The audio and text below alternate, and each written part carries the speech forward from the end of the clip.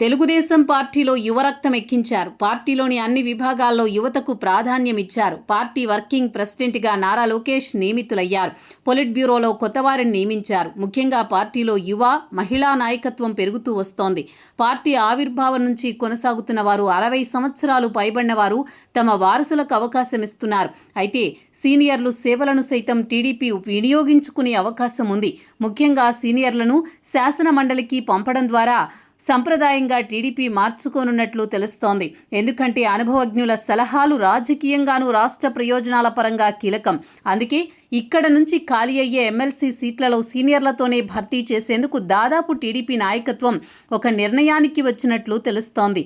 సాధారణంగా శాసన మండలిలో 58 మంది సభ్యులుంటారు. ప్రస్తుతం కూటమి బలం అక్కడ 10 మంది వరకు ఉంది. వైసీపీ అధికారానికి దూరమయ్యే సమయంలో అక్కడ వైసీపీ బలం దాదాపు 40కి పైగా ఉండేది. క్రమేపీ ఎమ్మెల్సీల రాజీనామాలతో అది తగ్గుముఖం పడుతూ వస్తోంది. అయితే దాదాపు ఓ 7 ఎమ్మెల్సీల రాజీనామాను ఆమోదించలేదు మండలి చైర్మన్. చివరకు కోర్టు ఆదేశాలు జారీ చేసినా పట్టించుకున్న దాఖలాలు లేవు. అయితే వారి రాజీనామాతో ఖాళీలు ఏర్పడితే కూటమి నేతలు ఎమ్మెల్సీలుగా ఎన్నికయ్యే అవకాశం ఉంది. అదే జరిగితే మండలిలో వైసీపీ బలం తగ్గి కూటమి బలం పెరుగుతుంది. అందుకే రాజీనామాలను ఆమోదించడం లేదు.